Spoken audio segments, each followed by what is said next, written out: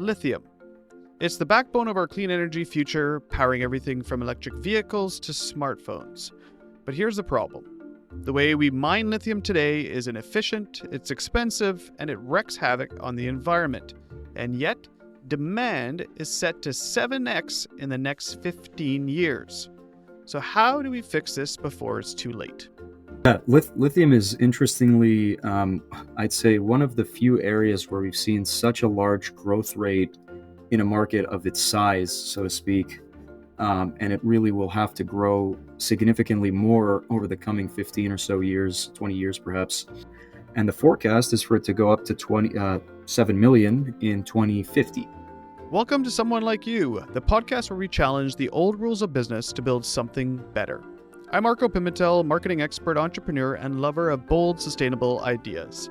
Every week, we dive into data-backed insights, groundbreaking ideas, and real-world strategies that help you outthink and outmaneuver the status quo.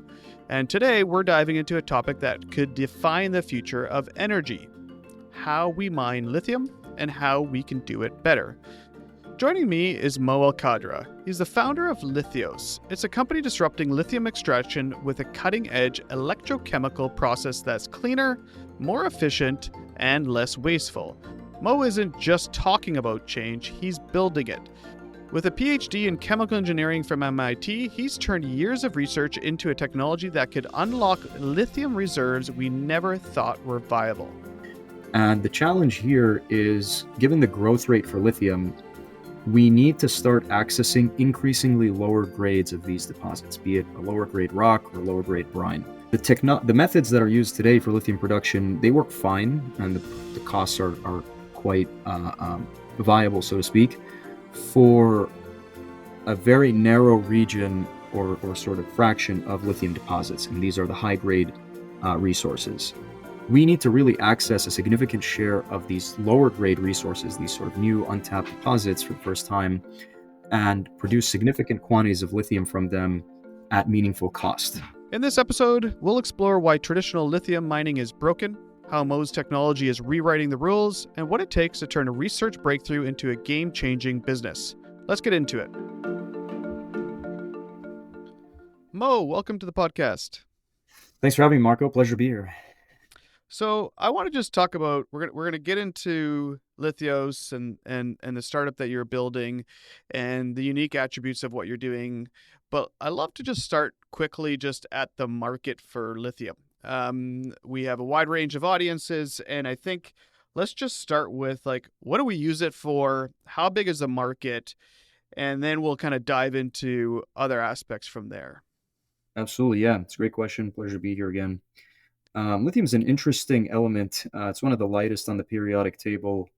And historically, it actually had some very interesting applications that I don't really think most people really sort of considered, sort of as an additive in greases and some other alloys, for instance. And it had some medical applications as a sort of a relaxant, perhaps, or a mood stabilizer. And obviously, over the last few years, and particularly since perhaps 2018 or 19, it's really taken shape as becoming one of the most important elements here in the energy transition, really as being the key ingredient in lithium-ion batteries for energy storage. Primarily driven, I would say, by electric vehicle demand and growth in that area, plus other applications in stationary energy storage. Beyond that, I would say there are some other applications, perhaps in portable electronics and others, that have also led to the explosive growth in demand for lithium over the past few decades, and most importantly, of course, over the last few years.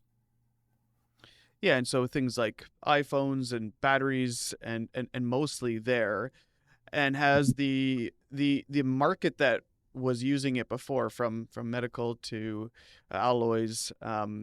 Are they still the market that's producing and extracting lithium for the new market now, or is it kind of a lot of other kind of companies came out of it with the demand that's been growing? Yeah, I would say the industry historically had been quite concentrated between a few key players. The majority of lithium historically had been produced between mainly Chile and Australia, with some integrated refining in China.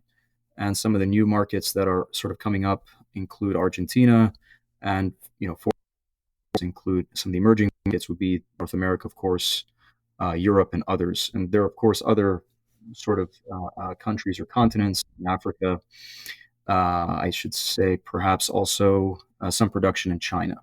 But classically, the majority of lithium is produced between Chile and Australia. And typically, these companies are producing what is called a technical grade lithium product with the emergence of, lithium ion batteries and the need for a higher spec. More commonly, we now see battery grade lithium carbonate or lithium hydroxide being produced for those kinds of applications. When a market grows at this kind of speed, it does two things. First, it creates enormous opportunity new companies, new technology, and entirely new ways of doing business. But second, it also creates massive constraints. Supply chains break, costs surge, and companies that can't keep up fall apart. The lithium industry is at this exact moment. Mo is about to walk us through how fast this industry is scaling and why traditional mining methods aren't ready for what's coming. And there's this phrase that is going around is that it's now called and considered the white gold, and I guess that's because of just the emerging markets and everything that we need it for, from electric boats to cars to batteries for iPhones to all the portable devices that we need. Um, Mhm. has that trend? I'm assuming that trend as we look at the energy transition is just going to forecasted to just double digit growth continuing, or like what's the forecast for this on a continuous basis? Yeah, lithium is interestingly, I'd say, one of the few areas where we've seen such a large growth rate in a market of its size, so to speak. And it really will have to grow significantly more over the coming 15 or so years, 20 years perhaps. To give you some quantitative metrics for that, in 2020, I believe the production was about 500,000 tons per year of lithium carbonate equivalent. Lithium carbonate, just as a note, is perhaps one of the most widely produced lithium chemicals. It's a salt of lithium with the anion being carbonate in this case. And so that was about 500,000 tons per year production. That will scale to about, or has scaled rather, to about 1 million tons per year in 2025. And the forecast is for it to go up to 7 million in 2050 or 2040. I apologize. um, so just to repeat that, Marco, um, scaling from about 1 million tons in 2025 to about 7 million tons in 2040. And essentially the um, growth rate in this industry is quite substantial relative to the size of the market.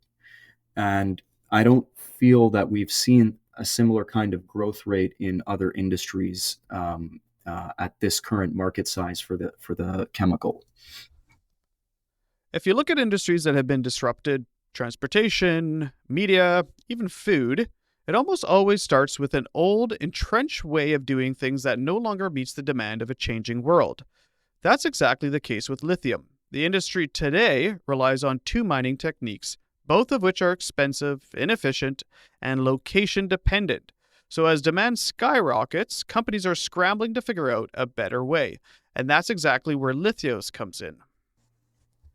And because of the way that obviously it's currently extracted too, I guess there's obviously environmental constraints as well, which obviously plays a lot of that's much more difficult when it comes to um, the growth rate and how you do that. Maybe that's why they call it the white gold, because there's Mhm. this kind of fever to need a lot of it. And so right now when we talk about extraction and when we need lithium, what's the traditional method to extract the 500,000 tons or the million tons? Traditionally, there have been really two ways by which lithium can be produced. And the first is from a deposit known as hard rock spodumene, specifically, is the mineral type. It's pegmatite, which is primarily found in Australia. And the processing technique is perhaps what typically comes to mind when you hear the word mining. It involves excavating rock from an open pit, processing that rock to produce a concentrate, and then refining that concentrate to produce a finished product, whether it's a technical grade or a battery grade lithium carbonate or lithium hydroxide chemical at the end. And that gets delivered typically to the end user, the manufacturer, say, of a lithium-ion battery. The second type is from brines, which is a salty water deposit typically found in South America, but with more recent discoveries in the, let's say, past few decades in North America and in Europe, of course, among other areas, where the brine is generally going to contain substantial quantities of competing ions, basically other salts that you don't really want or care for, like sodium or potassium or magnesium, for instance, and then smaller quantities of lithium.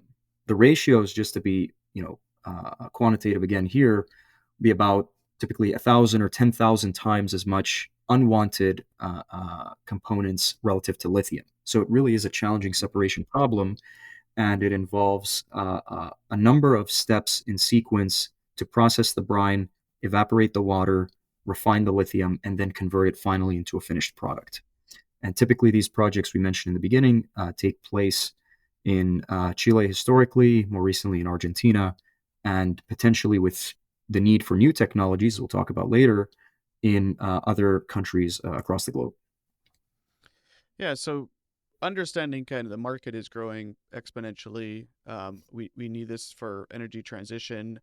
The two different extraction methods both seem, cumbersome. There's obviously lots to talk about around how it's done, the environmental impact of all of that. What was the kind of aha moment that you had to kind of realize that current lithium extraction methods need to be disrupted? There's a big market there, and like kind of what motivated you to start Lithius? Absolutely. Here's a problem every commodity market faces. The easiest to access resources get used up first. Oil, gold, lithium, it's all the same story. The richest deposits get mined, and then companies are left with harder, more expensive extraction projects. For lithium, this means that mining companies are hitting a wall. Traditional extraction methods don't work at lower grade sites. This is a market bottleneck, and every time there's a bottleneck, there's an opportunity for a startup to change the game. That's exactly the space Mo and his team saw. I think the key observation we made, and this was, I'd say, about 3 to 4 years ago now, was, there are obviously incumbent methods for lithium production. We understand, this is done either by mining rock or by processing brine, as we just spoke about. And the challenge here is, given the growth rate for lithium, we need to start accessing increasingly lower grades of these deposits, be it a lower grade rock or a lower grade brine. Lower grade here just means either the concentration of lithium is lower, or the quantity of contaminants may be higher, or generally the project infrastructure becomes a constraining factor, like access to freshwater power. And so the methods that are used today for lithium production, they work fine, and the costs are quite viable, so to speak, for a very narrow region, or sort of fraction of lithium deposits, and these are the high grade resources.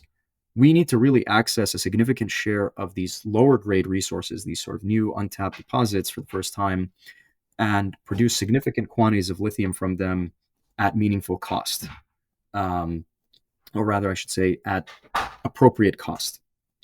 And that's going to be very challenging with the existing methods and with some of the emerging methods too. Hence, we had the vision, my co-founder and I, to really invent, deploy, and operate a new technology that can compete with the incumbents and produce lithium from new low-grade resources at competitive costs to what the incumbent methods are producing.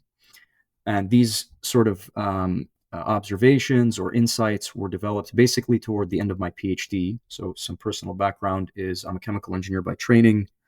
I did 9 years of academic training at UCSD, and then at MIT in chemical engineering, basically 9 years, 4 degrees, the last of which was a PhD. In the PhD program, I worked in a class of sort of research known as electrochemical ion separations, broadly to either purify wastewater or to recover valuable minerals such as transition metals or even lithium.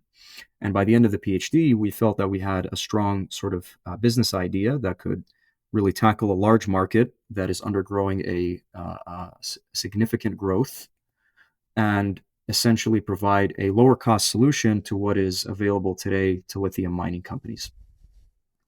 And there's kind of two paths though at that point. And obviously you have an incredible background when it comes to schooling, but it sounds like you've never been in the business, sector before. Why did you think I want to start my own startup versus take your expertise to, I don't know, existing mining companies that are working in this space? Like what was the kind of why jump in on the startup side of things? This is where most industries break down. Legacy companies, despite all their funding and resources, rarely innovate at the pace the world needs them to. Why? Because they're built around the old model, and shifting their entire business is slow and risky. This is why we see startups, not mining giants, leading the charge in solving the lithium bottleneck. Mo had a choice: join the industry and work within its limitations, or build something entirely new. And he chose the latter. Yeah, that's a very, very common question I get. Your PhD program, very academic minded environment, publishing papers and basically carrying out research, usually in a cutting edge field, but in a very niche topic, oftentimes. And it is quite a transition going from the PhD program to basically becoming an entrepreneur. But the truth is, Marco, actually, that wasn't really a very clear path for me at the moment. At the time, it was very tortuous, so to speak. And I actually considered basically any kind of career option you can think of, from working in industry to becoming a professor. Dabbled in the world of consulting a little bit, and finance, so to speak. I even applied to a hedge fund at one point, Hmm. thinking that that's what I wanted to do. But the reality is, I really thrive in sort of dynamic environments. I love working in team and collaborative sort of spaces. And I felt that basically entering the entrepreneurial world would grant me and afford me that opportunity, and at the same time to have a basically an impact on solving a real world problem. And I felt that a significant sense of urgency to try to get something out to the world and to the market ASAP. And basically going the entrepreneurial route felt like uh, the most compelling route to achieve that. And I would say that transition really didn't happen overnight. It took a lot of sort of diligent effort and planning on my end toward the end of my PhD. And I think what catalyzed it ultimately was receiving the Activate Fellowship, um, which is a 2 year entrepreneurial program that supports scientist founders looking to solve challenges and problems in the hard tech realm, so to speak. And so in that program, was it a combination between the place to do it for your founder and yourself, and some money to kind of get this into, I'm assuming, into some sort of lab, some sort of testing ability, or into the field? Like, what was that with that program? Was that kind of the next obvious step to do that?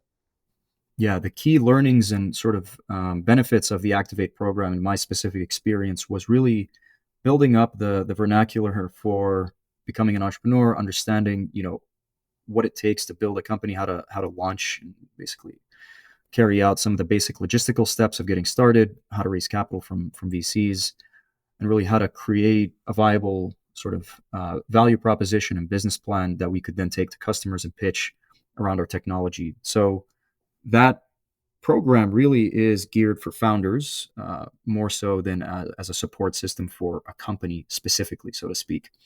And actually, just before the program, I had made a pivot from working in my PhD program on water treatment applications to focusing instead on the resource recovery play, which in particular ended up being in lithium extraction. Although I had dabbled perhaps in a few other ideas, or entertained a few other ideas, um, that would be maybe interesting to talk about at a later time. But that really helped me personally get started and really take a leap of faith into this new venture and journey with my co-founder, who I should mention is a professor at MIT, Professor Martin Bazant, my PhD advisor, who really led the development of our intellectual property and innovative inventions for the technology to get started.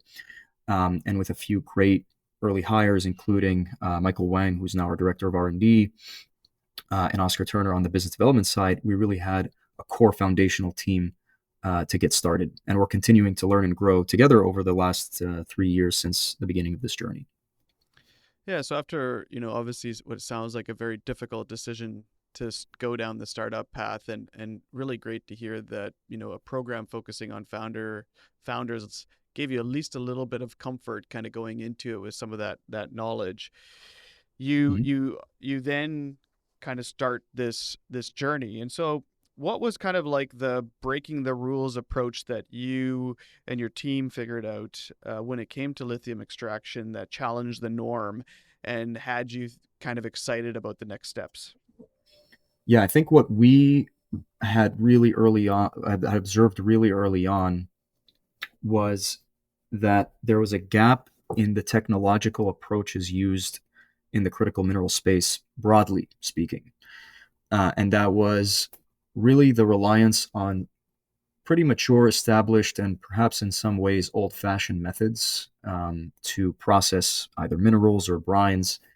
And we worked in an area that, even in research, is considered, a more modern sort of category or domain in chemical engineering or in mechanical engineering fields.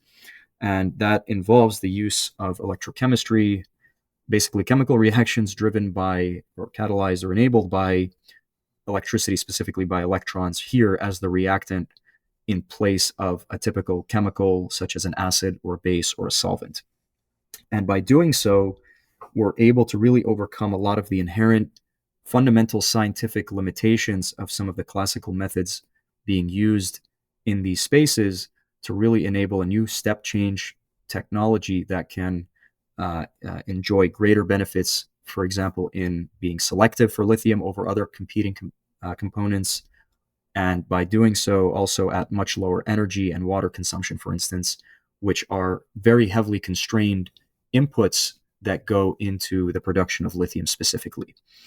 And so we're taking that concept, we took that concept, I should say, and then implemented it for the lithium application specific, and have realized that the customer base we've been engaged with has never seen anything like it in at least this application. And so there really is a lot of excitement and enthusiasm about the method that we're developing and about the technology we're creating here at Lithios.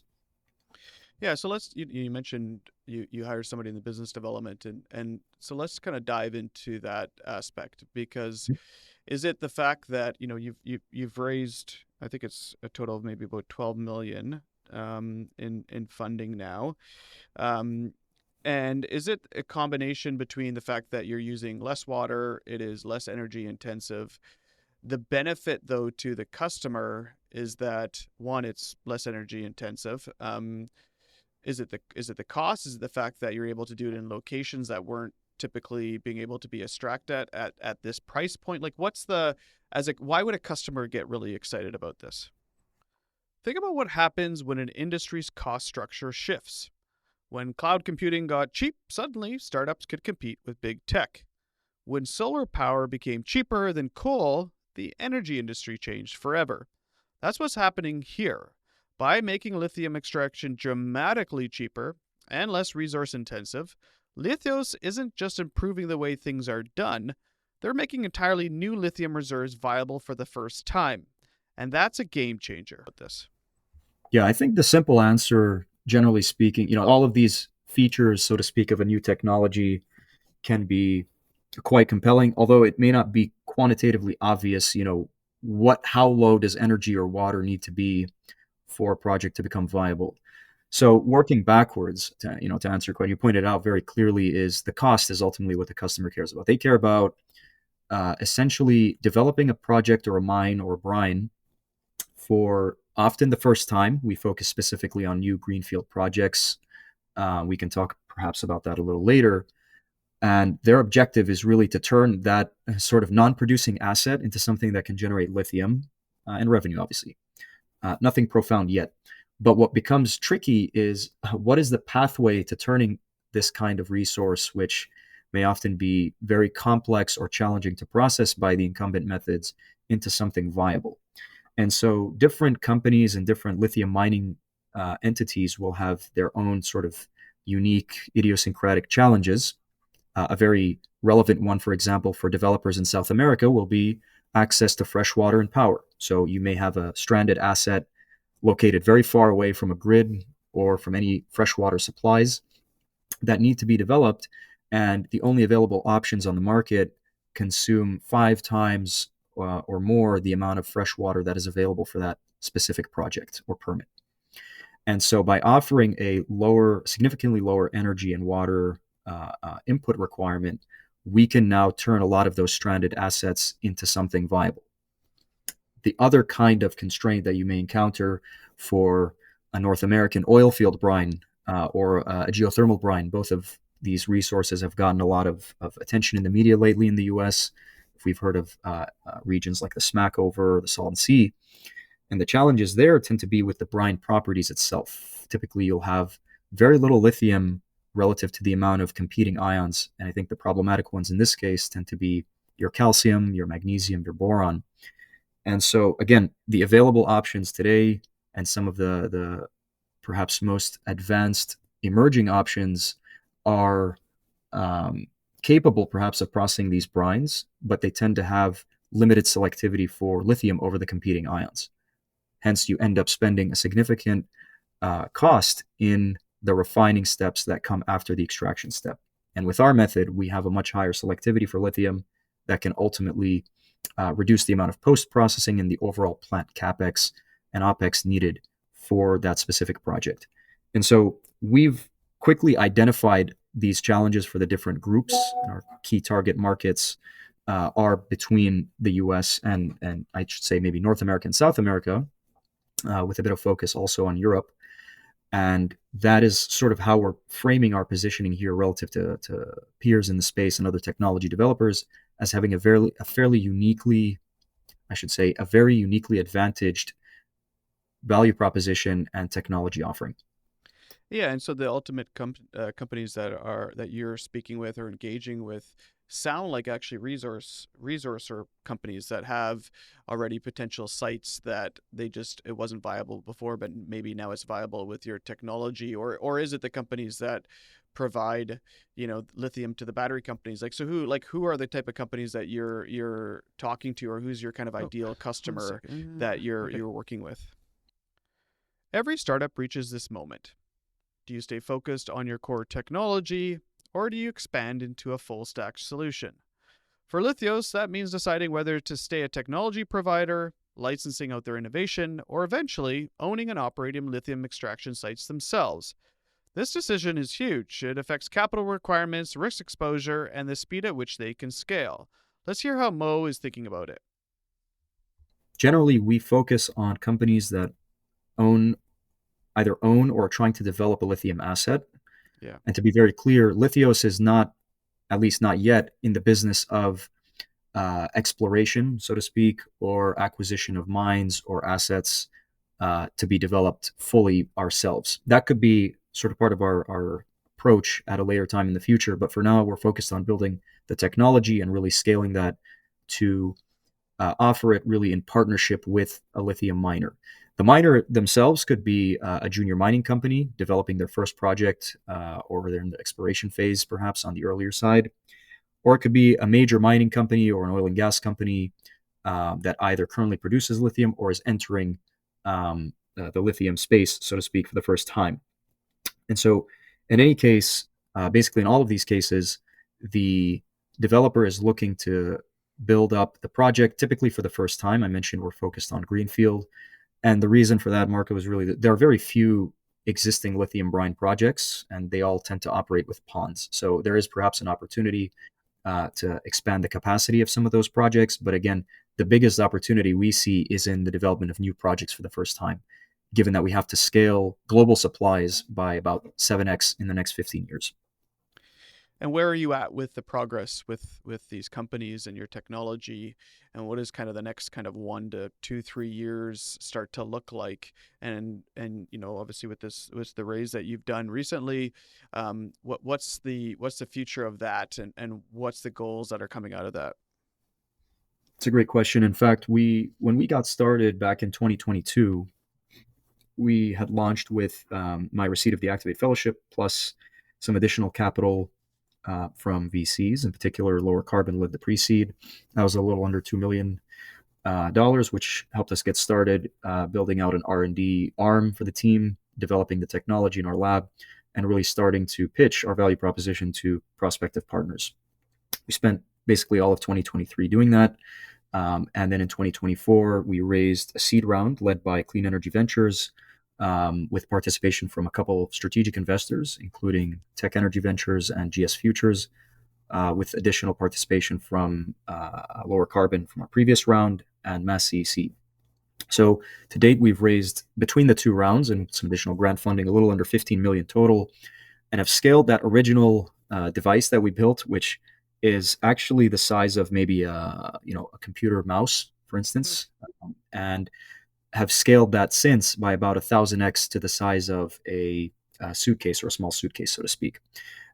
This is our third generation sort of device, which we will be scaling one more time to perhaps the size of a household refrigerator. And that will be the commercial system that we will replicate and mass produce to operate in the field. So our system is modular, and we didn't really talk about the technology or what it looks like.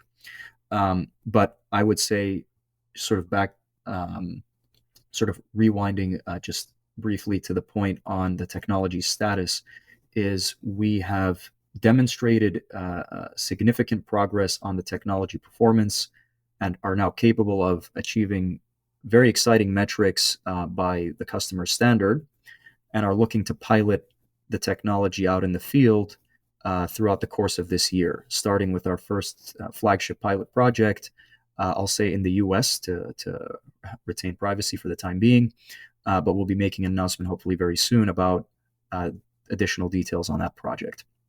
And then we intend to take the technology and sort of tour it, so to speak, between a few other sites in Europe and in South America for additional piloting work. And if you think kind of, you know, once this is being applied and you're building the customer profiles and you're doing all of this, and if you think about all of the kind of work to get to this point, where do you think a future holds for yourself in Lithios? Like, do you see yourself being a fully, integrated company doing projects, or do you think that this kind of is meant to be within another larger kind of company to be able to scale this kind of globally? Like, how do you feel about that kind of, those kind of big thinking ideas into the future? Yeah, it's a great question. I think we're not sort of taking any options off the table for the time being. If I were to answer it sort of based on my vision for the company, we're all technologists at heart. I think most people on the team are either very steeped in engineering and science, or if not formally trained, have a deep interest in technology in general. So we love building things, we love engineering and designing stuff. And we're now really actually doing that ourselves in house, fully building up the tech. We obviously have partners and industrial collaborators supporting that development. Nobody can do it alone. It really takes a village. And in the long term, we anticipate retaining that know-how and that capability in house, and will likely, for the first several projects, work in collaboration with a lithium resource owner. So we're essentially assuming most aspects of the project development outside of the scope of developing the actual resource, from exploration to carrying out all of the geology and sort of qualification of the asset and so forth. There will be additional technology providers. We're not going to cover the entire process end to end. There may be other equipment needed in the flow sheet that a major technology provider could support with, but we would hope to ultimately integrate that, again, in collaboration with the lithium resource owner for the first several projects. After that, I think there are a few other pathways for us that could be quite compelling, including taking a greater ownership in developing the project end to end, and potentially even in acquiring assets and developing them fully as Lithios, right? And become a mining company focused on developing the asset end to end. When you think about, impact, and what I always kind of find fascinating, and I'm very curious about your opinion on this too, is there's what you're doing is you're developing technology that is solving a need, and there's business. We're talking about $15 million raised. We're talking about big growth. We're talking about white gold. We're talking about all these things are very capital intensive and capital in nature. But the underlying aspect of the technology is doing this in a way that is less water intensive, better for the environment, as well as it's supporting an energy transition that we absolutely need. So, like, how much do you think more about the business side versus how much do you actually think about the impact side?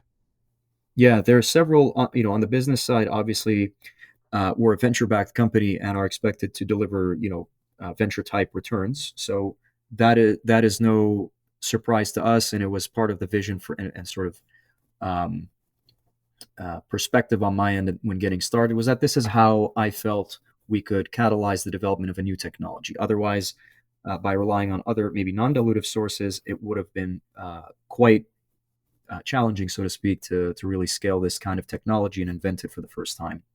So we are very much aligned with our investors on this shared mission and understand the implications of going this route, and um, and hope, with the development of this technology and after executing our pilots and our projects, that we can actually have a meaningful business type impact on the industry, and unlocking really or debottlenecking a major obstacle in the adoption of electric vehicles and batteries for energy storage systems.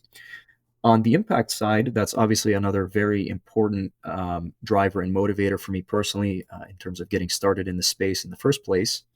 And I think it's a sentiment really in the broader team at Lithios in terms of having an impact, so to speak, both on the environment, but also in terms of bolstering a domestic supply chain for the critical minerals that we need, as well as in maybe cutting our reliance on some foreign sources of these metals and minerals that could really thwart the development of our sort of national technological interests. And so that aspect has really been a core part of our vision and mission since the beginning. Mo, super fun conversation. Obviously, diving into lithios and lithium and your business model is incredibly fascinating. There was a question there that I just want to ask you again, just because it was just kind of got my mind thinking. Is there's a lot of people that are in academia. You spent a lot of years doing that, and you kind of really had a hard time deciding that you just want to jump in and be an entrepreneur. Kind of just walk us through why that was difficult and why you're excited that you chose entrepreneurship. Yeah, it's a great question, Marco. I get asked the question a lot, and generally my response is, I thought when I was a grad student at MIT that I sort of defied the norm, and by that I mean typically people go through what's considered a sort of a mid PhD crisis in their third year. They're a bit distraught with maybe the progress in the PhD program. It's generally a very daunting experience in general. Um, I think I fell sort of trapped to that a little bit too, and I think COVID exacerbated it.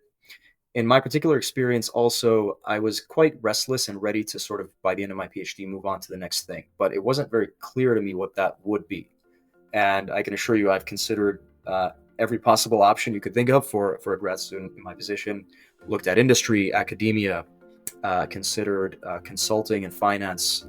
I even applied to a hedge fund at one point, very unlike what I'm doing now. So, but by the end of it, I think something clicked, and I felt that by going the entrepreneurial route, I can really do what I want in terms of building something meaningful and which will have impact in a timely manner. And I can also do it in a team and dynamic environment, which I was really longing for in my PhD. I think which was a very individual experience. And I think the specific moment that catalyzed it for me was winning the Activate Fellowship, which sort of is a 2-year entrepreneurial program, supports scientists or engineer founders looking to develop technology or business in a hard tech space. And I felt empowered after receiving that fellowship to really take a leap of faith into this new journey and venture and really try my hand at entrepreneurship for the first time. So this is actually my first real job. It's been a hell of a ride for the past, I'd say a little under 3 years now, since completing the PhD program, but I'm learning a ton. I'm really having a great time building a team, building technology, and really working with our partners and customers and investors. That was an absolutely fascinating conversation with Mo, and it really highlights something we talk about a lot on this show. Industries don't change from the inside. They get disrupted by outsiders who see things differently. Lithium is one of the most critical resources of our time, and the companies that can rethink how we extract it, not just for efficiency, but for scalability and sustainability, are going to be the ones that define the future of clean energy. What Mo and his team at Lithios are building isn't just an innovation, it's a new blueprint for how an entire industry operates. If this episode got you thinking, let's keep the conversation going. Connect with me on LinkedIn, share your thoughts, and if you enjoyed the episode, please subscribe, leave us a review. It really helps us reach more listeners who are passionate about building the future. And of course, you can find a link to the full episode and all resources we mentioned in the comments. That's it for today. Keep breaking the rules strategically, and I'll see you next time on Someone Like You.